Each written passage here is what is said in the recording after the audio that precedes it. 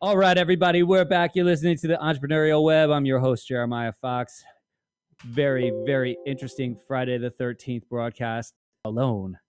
So, like a walking in the woods and Friday the 13th.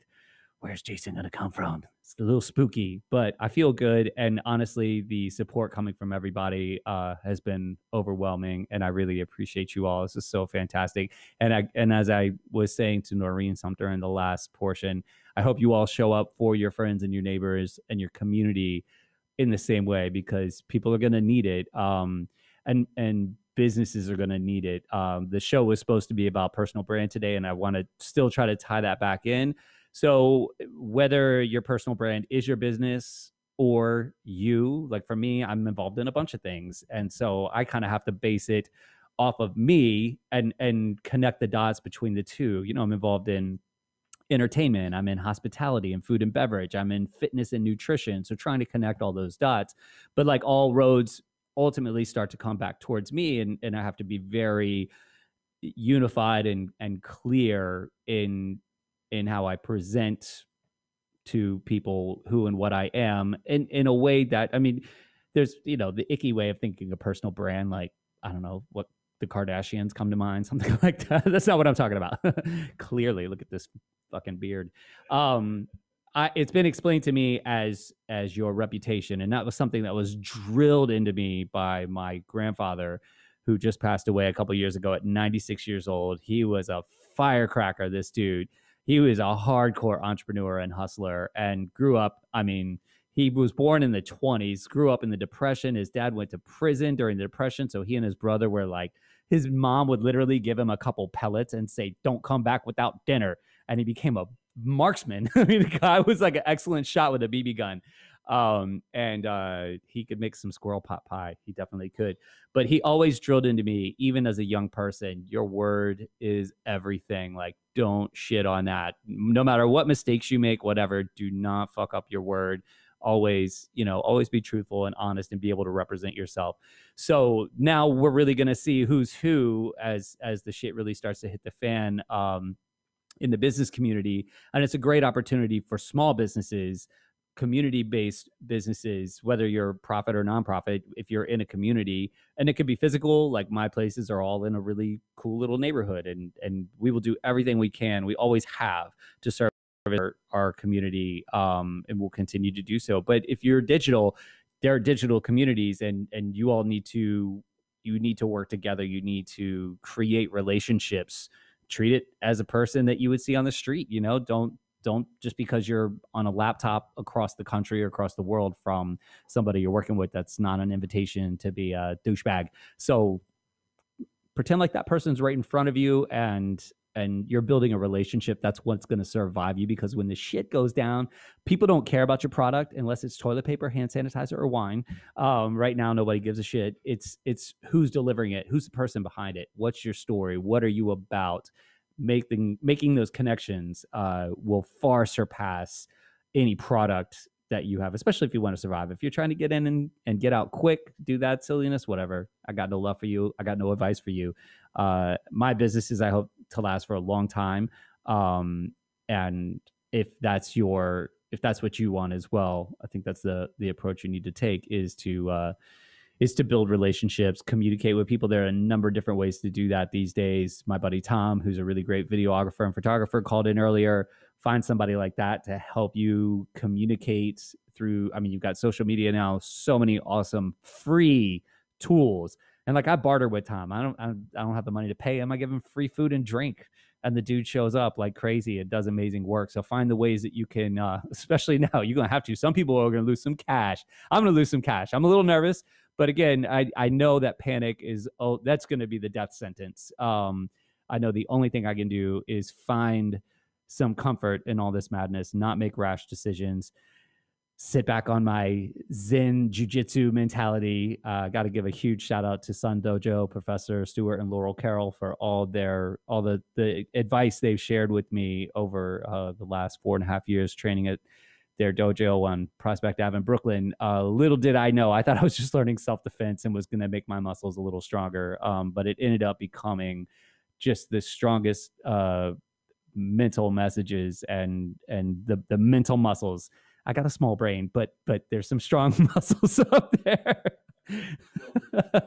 It was all saved for entertainment. That's what it was saved for laughs. The IQ is low, but the messages I learned in there, and it was through the spectacles of jujitsu for sure. Like, how do you get out of this situation? There's this bigger dude on top of you, and he's got you in a bad spot, going ape shit, as Professor Carroll would say. It just hurts everybody. So try not to go ape shit. You're seeing these people go ape shit around you, but it's not going to help your business. I think of like soul surfers a lot. I spent a little time in Virginia Beach and learned to surf there. And there were these old guys, and they were always just like, no, man, just kick back on that wave, just ride that wave. And I think that's the best advice, like not going for the biggest wave, not going for the most powerful. Just try to enjoy the ride and be able to take the next wave, be able to train tomorrow, be able to open your doors tomorrow, whatever that looks like for you. Everybody's got different industries, but those mantras ring true for everyone. So far, product lines have not been shut down, deliveries, things like that. Resources are all still totally available for now. So just try to be normal, try to find that sense of normalcy. Don't take advantage of people. That's just shitty anyways. Again, if we got a few minutes left, if you want to call in and harass me, give me something else to talk about, the number one last time, 212-721-8183. What else was I going to talk about? Last really great thing, and it was mentioned before, especially because freelancers have been hit so hard. Freelance musicians, videographers who, you got these companies that are they're looking at their second quarter budget, and they're like, we need to make some new stuff. We need to start marketing. We need to hit things hard. And all of a sudden, shit hit the fan, and they pull back, and they're like, I can't spend that money right now because I can't market, because my doors might be closed, or I know people aren't coming in. So there's been a little recoil on their expected income. And if you're the type of person that has everything dumped into one skill set, these are times that can be hard. I got really great advice from a business mentor, a guy I worked for when I was a kid. We stayed in great communication. Tony DiSilvestro owns Why Not Italian, a chain of Italian restaurants throughout Virginia and New Jersey. And he said,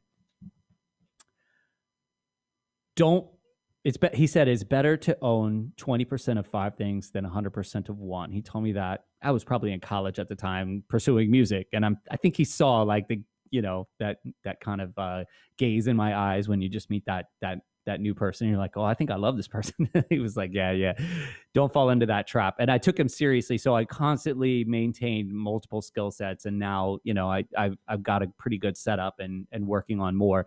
And now's a really great time for you to try to practice that. If you don't have something in place, you might want to. We got one last caller we're going to take. Andrew, how the hell we doing, Andrew? Oh, good. How are you? Good. Is this the Andrew that I know?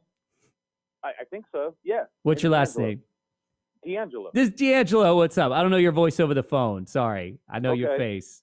What's happening, brother? How are you? Good. How are you doing, man? Great. We just have a couple minutes left here. Thank you for calling in. What do you want to share with people? I was just singing your song, man, talking about freelancers and losing some shit. What's going on in your world right now?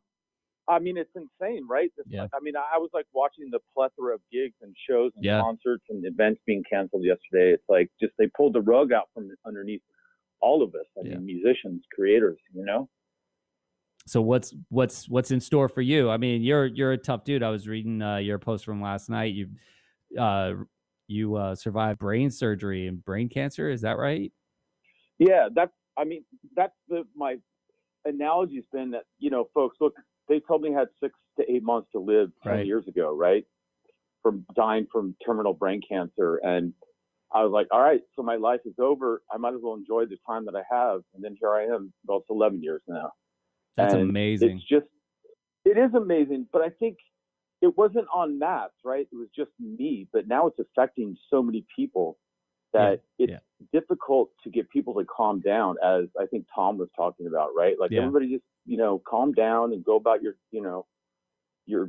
normal day, normal night. And it's just, people are freaking out, man. They are. Yep.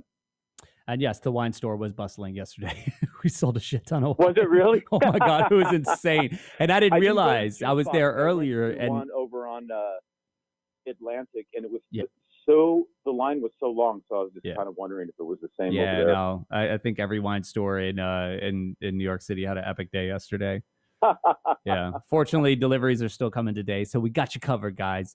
We got 1 minute left. I'm gonna give you the closing statement because you're such an awesome person and you've gone through so much, and I think you could really offer some great advice for people. You got 60 seconds. What do you want to tell people in this crazy ass Friday the 13th laden time?